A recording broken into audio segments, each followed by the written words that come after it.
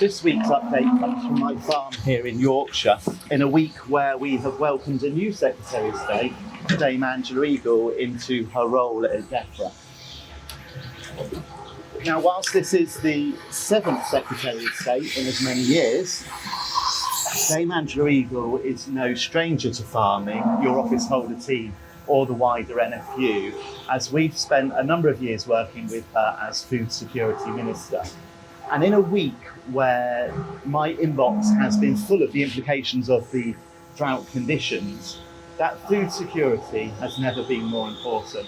Whether it be livestock farmers reporting that grass growth is insufficient for their herds and sheep, and therefore having to eat into winter rations, whether it be the fruit and vegetable growers that are reliant on those abstraction licences, or our combinable crops that are reporting depleted yields in this harvest 2026. That food security message has never been more important.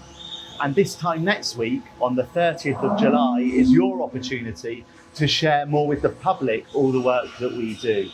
On the 30th of July, starting at 5 o'clock in the morning, is Farm24, and you can upload your photos, your videos, your commentary using the hashtag Farm24 and hashtag #BackBritishFarming to show the public all that we do to produce your food.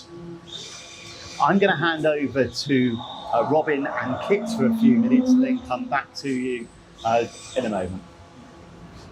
So it's Farm Safety Week and I am here in Cumbria on farm for a county farm safety event. There have been thousands of farmers attending NFU organised events up and down the country in recent weeks, and it's great to know that our members are engaging with thinking actively about farm safety. Sadly, HSE statistics tell us that in the last 12-month period to April, 29 farmers or members of the public died on farm in farm accidents. Even worse than that is that there are a significant number of farmers that are injured on farm as well. This costs businesses time and money, but most of all, there are families that are deeply affected by these incidences. I'm really pleased that there's a fantastic turnout of members for the event on farm tonight, and it's great to be talking proactively about farm safety. I think it's so important that we all take ownership for farm safety and our own safety. You are the most important thing on your farm, and I want to know that everybody's going to get home safely from a hard day's work. So take 5 to think about what you're doing. Shortcuts very often don't pay, and make sure that you're investing in yourself and those around you to farm safely and to work safely. By now, many of you will have heard of British Sugar's proposal to close its Cantley factory. NFU Sugar is extremely disappointed at this decision. And whilst we're pleased with British Sugar's commitment that no growers will be financially disadvantaged for the 27-28 crop, we're calling for this to be made permanent to give affected growers the confidence to invest for the long-term future of the sector. Growers supplying Cantley have supported this industry for decades and will be rightly concerned about the proposed closure and the potential impact on their farming businesses. We believe this closure is also a consequence of government trade policy in allowing greater quantities of duty-free sugar to be imported into the UK.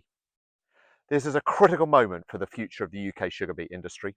Growers need certainty, and NFU Sugar is seeking a public commitment from British Sugar that UK-grown beet is not displaced by imported beet or cane sugar.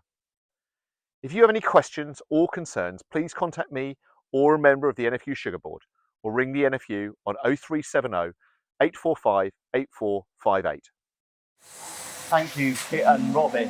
And before we go, I just wanted to pay a personal tribute to David Barton, our National Livestock Board Chair, who passed away a week ago.